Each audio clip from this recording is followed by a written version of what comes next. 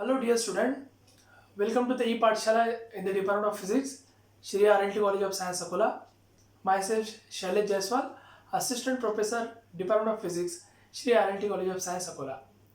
So this is our lecture number 4 of unit number 2, Schrodinger equation and its application. Okay, and in this lecture today, we will discuss, we see about the operators in quantum mechanics. Okay, तो quantum mechanical operator क्या होता है ये हमको आज के lecture में देखना है. तो चलिए देखते हैं डिटेल में कि क्वांटम मैकेनिकल ऑपरेटर्स या ऑपरेटर इन क्वांटम मैकेनिक्स क्या होता है. Okay, so in classical mechanics the physical quantity which are obtained by the measurements or by the process of observation on physical system are called as observable quantity. For example, position coordinate, component of velocity, linear and angular momentum, energy. इसका मतलब हुआ कि classical mechanics के अंदर में हम क्या करते हैं कि ऐसे फिजिकल क्वांटिटी जो कि मेजरमेंट से या फिर प्रोसेस ऑफ ऑब्जर्वेशन से निकाली जा सकती है, उस फिजिकल क्वांटिटी को हम बोलते हैं observable quantity. Okay, so in classical mechanics the observable quantity means what? The physical quantity which are obtained from measurement or observation. This physical quantity is called as observable quantities. उसको हम observable quantity बोलते हैं.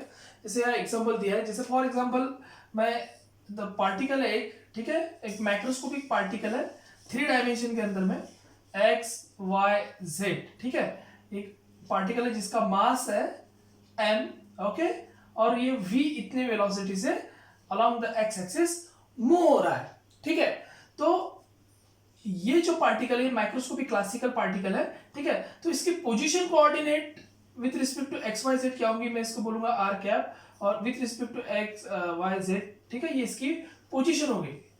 Okay, ये बोलेंगे उसको position coordinate. ठीक है, अब इसको इस पार्टिकल जो मूव हो रहा है इसकी वेलोसिटी का v मुझे पता है, तो इसका मोमेंटम मैं यहाँ पे लिखा सकता हूँ p equals to product of mass into velocity. Okay, ठीक है, अब इसकी काइनेटिक एनर्जी अगर मुझे निकालना है तो काइनेटिक एनर्जी होती है हाफ एम वी स्क्वायर. मास पता है, वेलोसिटी पता है, तो मैं इसकी काइनेटिक एनर्जी भी निकाल सकता हूँ. ठीक है, अब ये जो पार्टिकल है ये कौन से सिस्टम में है, ठीक है, इस पे कौन सा फोर्स एक्ट हो रहा है, उससे डिसाइड होंगी उसकी potential energy.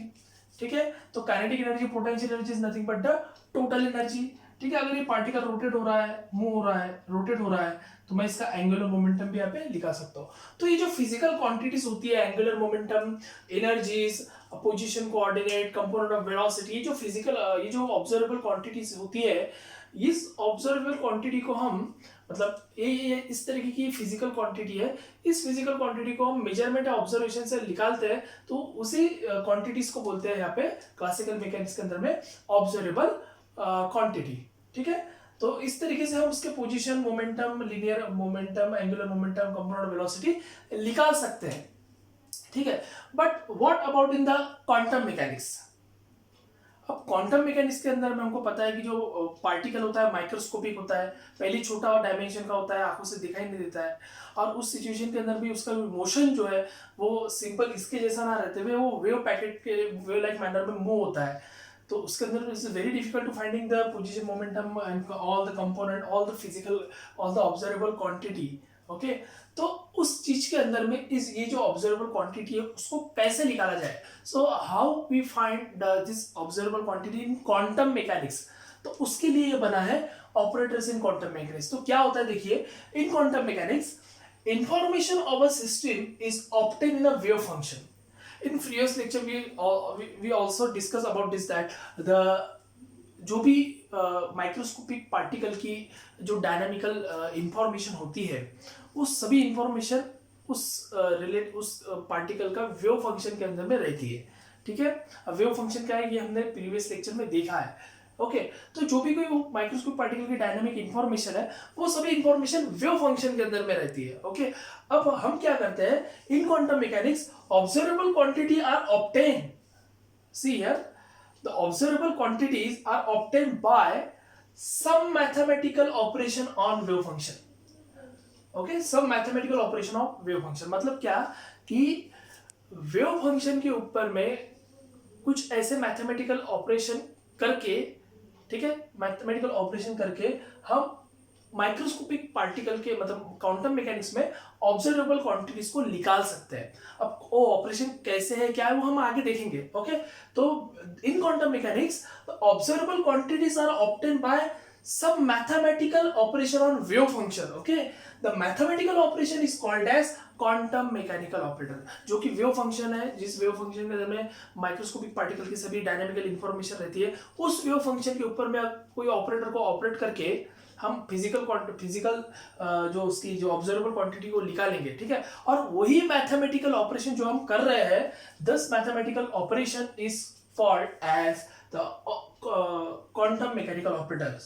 okay so this concept is related to that, the operator is in quantum mechanics। तो operator is quantum mechanics क्या है कि एक मैथमेटिकल ऑपरेशन है जो कि वेव फंक्शन के ऊपर में हम अप्लाई करने वाले हैं ऑब्जर्वेबल क्वांटिटी निकालने के लिए। ठीक है and for every classical observable मतलब ये जो भी हमने क्लासिकल ऑब्जर्वेबल देखे हैं, तो for every classical observable we have the quantum mechanical operator. ठीक है अब वो कैसे है क्या है वो हम भी अब देखेंगे। ओके तो ये बात तो कंफर्म हो गई कि क्वांटम मैकेनिक्स के अंदर में अगर ऑब्जर्वेबल क्वांटिटी निकालना है तो हमको वेव फंक्शन के ऊपर में कोई ना कोई मैथमेटिकल ऑपरेशन करना पड़ेगा। ठीक है तो चलिए देखते हैं कि किस तरीके के क्वांटम मैकेनिकल ऑपरेटर किस तरीके से निकाला जाता है बाय यूजिंग वेव फंक्शन। ठीक है तो इन जनरल जैसे हमारे पास में जो वेव फंक्शन था psi of xt, okay particle which is moving along the x axis, okay in one dimension, in that case the wave function is a into e to the power minus I by h cross e t minus p x into x।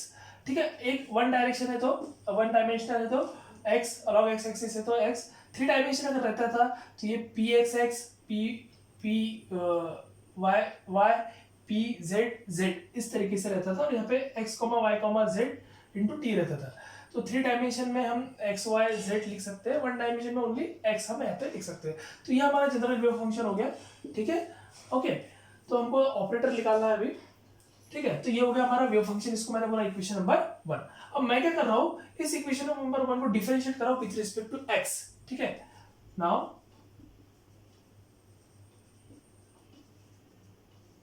Differentiating equation 1 with respect to x। ठीक है equation 1 को मैं with respect to x differentiate कर रहा हूं तो देखिए differentiate करने के बाद क्या होगा, del psi by del x, derivative of this psi with respect to x। Okay ठीक है ये हम जैसे लास्ट टाइम हमने ऑपरेशन किया था आपको पता होगा, वही ऑपरेशन अभी हमको यहाँ पे करना है स्क्रोडिंगर टाइम डिपेंडेंट इक्वेशन में। ठीक है तो मैं डिफरेंशिएट कर रहा हूं विद रिस्पेक्ट टू x, तो e टू पावर ये पूरी टर्म x है, e टू पावर x का derivative e to power x होता है और जो x की टर्म है यहाँ पे अंदर में उसका डेरिवेटिव निकलता है और बाकी कांस्टेंट टर्म बाहर आती है। तो ठीक है तो यहाँ पे देखिए a e to power x का derivative e to power x e to power minus i by h cross e t minus px into x। ठीक है इनटू अब अंदर की जो टर्म है यहाँ पे x है तो इसका डेरिवेटिव होगा और ये कांस्टेंट टर्म बाहर आएंगी तो ये माइनस ये अंदर गया माइनस माइनस माइनस होता है प्लस, तो ये रहेगा i by h cross px। ठीक है ओके तो ये जो इतनी पूरी टर्म फिर से साई है तो मैं इसको लिख सकता हूँ यहाँ पे i by h cross px into psi, this is a del psi by del x। Okay del psi by del x और मैं इसको लिख सकता हूं और P X psi is equals to, ठीक है मैं ये टर्म को इधर लेके जाऊंगा और दोनों भी साइड में आई इंटू आई से मल्टीप्लाई करूंगा तो यहाँ पे आई आ जाएगा, यहाँ पे आई आएगा, आई इंटू आई स्क्वायर हो जाएगा, आई स्क्वायर होता है -1। ठीक है आई स्क्वायर होता है -1 तो -1 होगा तो इसकी वैल्यू यहाँ पे -1 आ जाएगी। ठीक है -1 बाय एच क्रॉस और फिर वो एच क्रॉस को मैं इधर रख रहा हूँ। देखिए क्या हो रहा है कि यहाँ पे minus H cross del psi by del X. Okay, minus H cross, okay, minus H cross, यहाँ का आई रहेगा यहाँ पे minus I H cross del psi by del X. इसको बोल रहा हूँ मैं यहाँ पे इक्वेशन नंबर 2.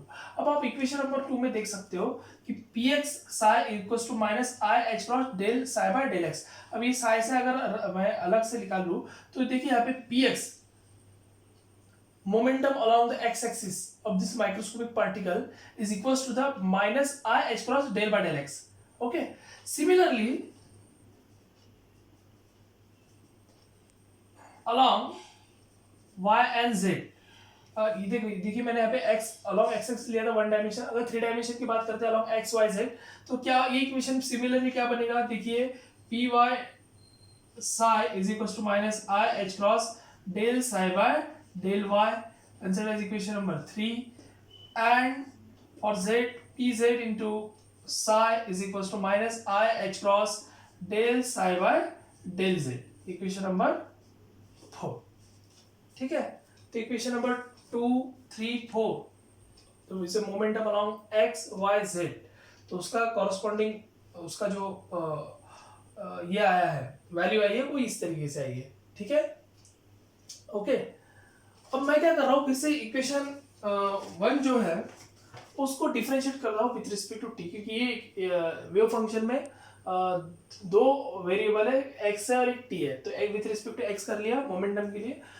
ठीक है, अब मैं एनर्जी के लिए कर रहा हूँ. So now once again differentiating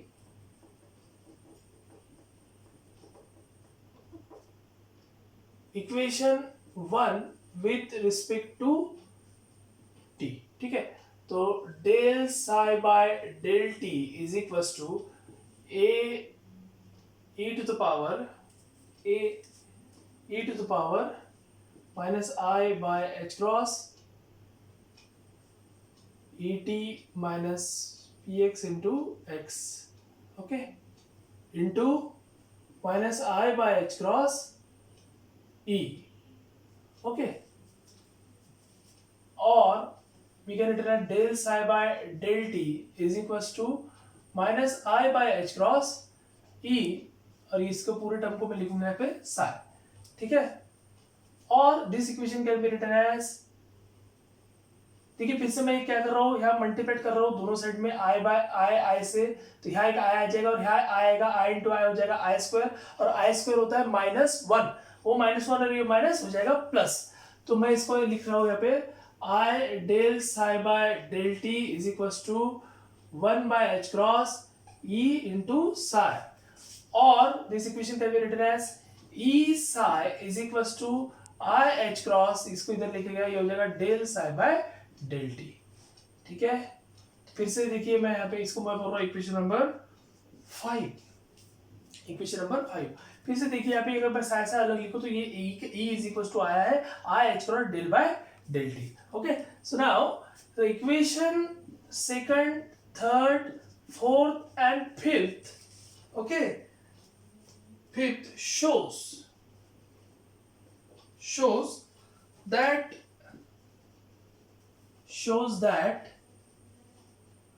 observable quantities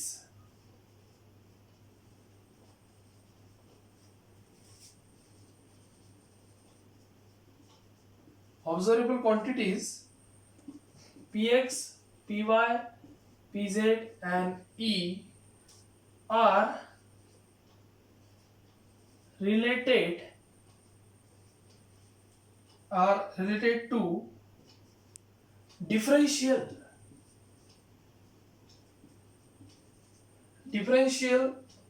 operators.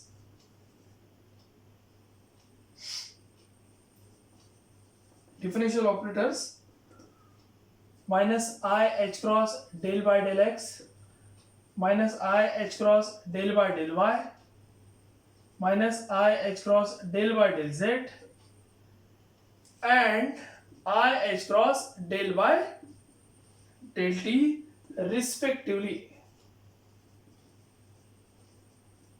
Okay, so So equation 2, 3, 4 and 5 shows the observable quantity Px, Py, Pz and E are related to differential operator minus IH cross del by del x minus IH cross del by del y minus IH cross del by del z and IH cross del by del t respectively. Okay, so now they are called as quantum mechanical operator.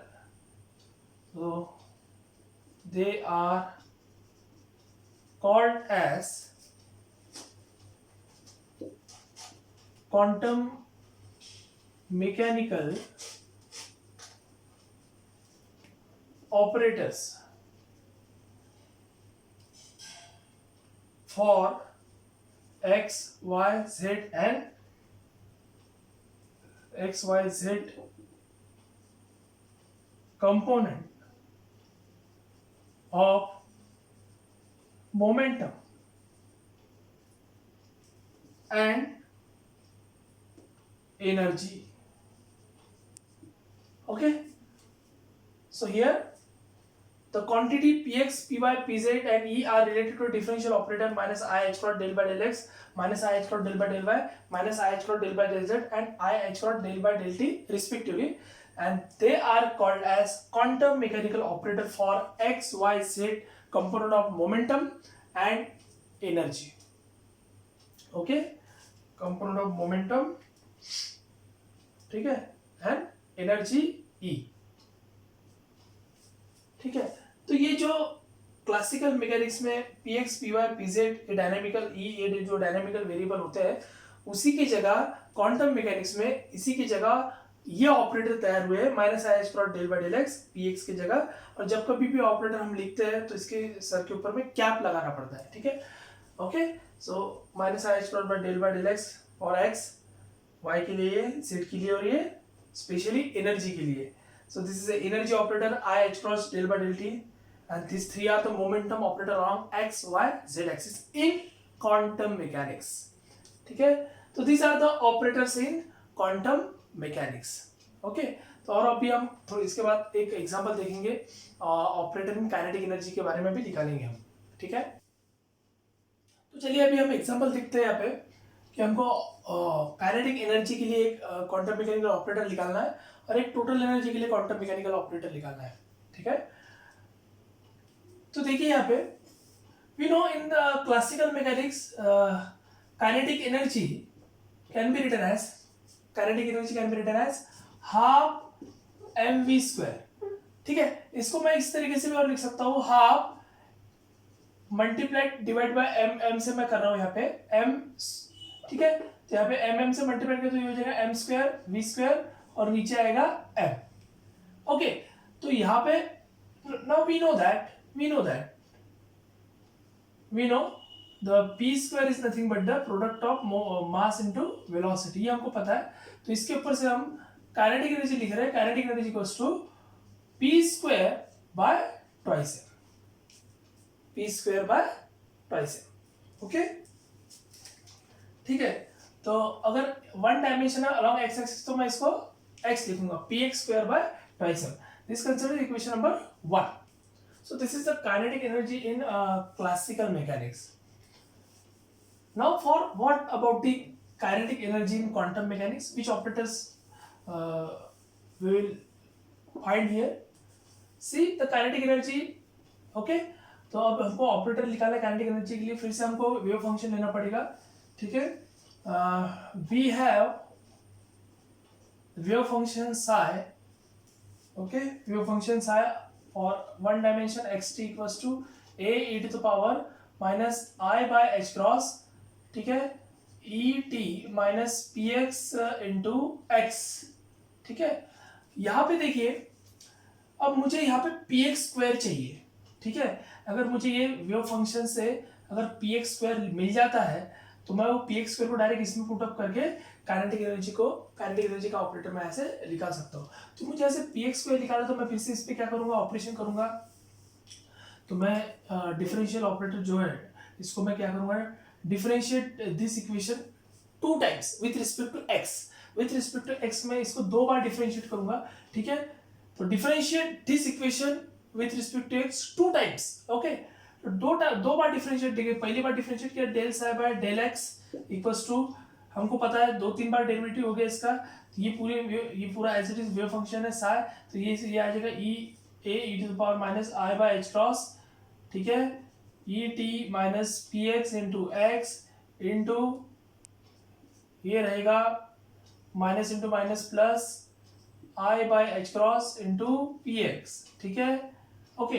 और फिर से मैं एक बार और उसका derivative निकालूंगा, तो फिर से ये जो साई की टर्म है ये पूरा एज इट इज रहेगी, और एक बार फिर से मैं डेरिवेटिव लूंगा तो ये टर्म रिपीट आएंगी, तो फिर से डबल डेरिवेटिव के अंदर में del psi by del x square में क्या होगा देखिए, डबल डेरिवेटिव में ये पूरी term as it is repeat आएंगी, और रिपीट आएंगे मतलब ये होगा ये साई, और ये टर्म डबल आएंगी, तो ये हो जाएगा i by H cross p x square, ठीक है, पी एक्स स्क्वायर, और ये psi as it is psi, ठीक है।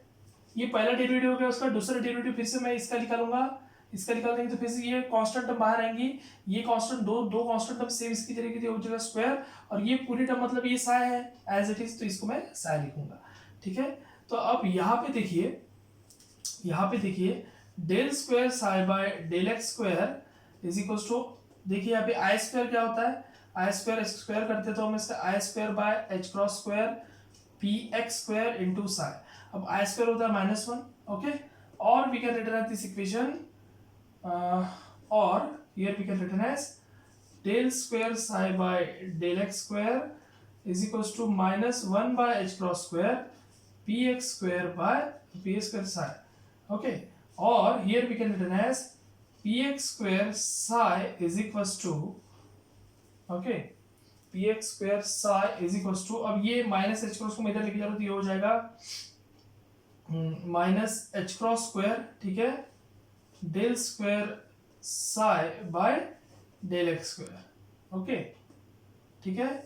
अब सिंपली मैं क्या करूंगा इसको, अब यहाँ तो मुझे काइनेटिक एनर्जी निकालना है, मुझे ये पी एक्स स्क्वायर बाय 2, तो मैं डिवाइड करूंगा पी एक्स स्क्वायर बाय 2 से दोनों तरफ, सॉरी ट्वाइस एम से डिवाइड करूंगा, so p x square by twice m psi is equal to minus H cross square by twice M del square psi by del x square, ठीक है। अब ये जो टर्म है, this term is nothing but the kinetic energy in quantum classical mechanics, तो ये मैं लिख रहा हूँ इसको, ठीक है, ये मैं लिख रहा हूँ इसको kinetic energy, so kinetic energy which is represented, यहाँ पे मैं इसको डायरेक्टली रिप्रेजेंट करूंगा टी कैप से, काइनेटिक एनर्जी टी कैप से मैं यहाँ पे इसको रिप्रेजेंट करूंगा, तो ये T cap psi is equal to minus H cross square by twice M del square, ठीक है, मैं इसको एज इट इज लिखता हूँ del square by del square by del x square, so this is the kinetic energy operator in quantum mechanics, so it's a t cap is equals to minus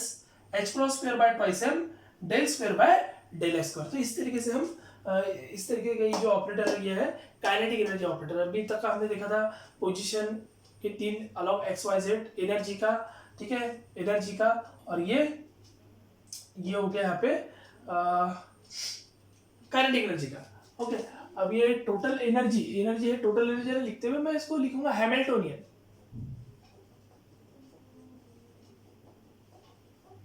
Hamiltonian operator, okay. ये क्या है अभी पता चलेगा, energy का operator देखा था with respect to time, इसके पहले ये काइनेटिक एनर्जी का हैमिल्टोनियन ऑपरेटर, ठीक है, ये देखेंगे अब। तो हैमिल्टोनियन ये क्लासिकल मैकेनिक्स में क्या होता है, हैमिल्टोनियन क्लासिकल मैकेनिक्स में होता है, we know the in classical mechanics total energy is given by the Hamiltonian, okay, we know that the total energy is given by the Hamiltonian in classical mechanics,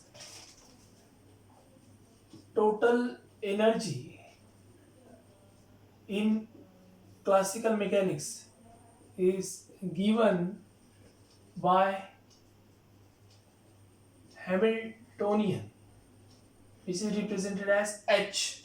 So H is equals to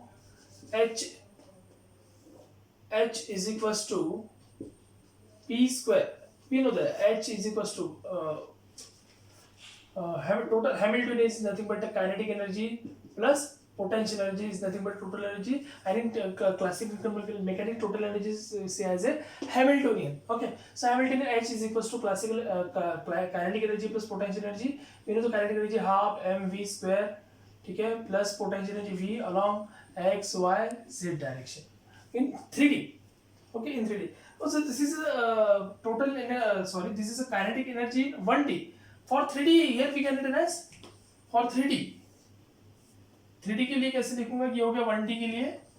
3D के लिए मैं लिखूंगा इसको t cap, okay, along x y z is equals to minus h cross square by twice m. और हमको पता है Laplacian operators था del square nebula square is equals to del square by del x square plus del square by del Y square plus del square by del Z square. तो इसी की जगह मैं यहाँ पे लिखूंगा लैप्लासियन ऑपरेटर डेल स्क्वायर. तो this is a kinetic energy operator in 3D. ठीक है, तो उसी की जैसे अभी मैं लिख रहा हूँ यहाँ पे ये जो हैमिल्टनियन है वो क्या रहता है, h is equals to P square by twice m. ठीक है, तो पी स्क्वायर ये अलोंग एक्स वाई जेड है plus v x y z. So this is a Hamiltonian in classical mechanics. This is a Hamiltonian in classical mechanics.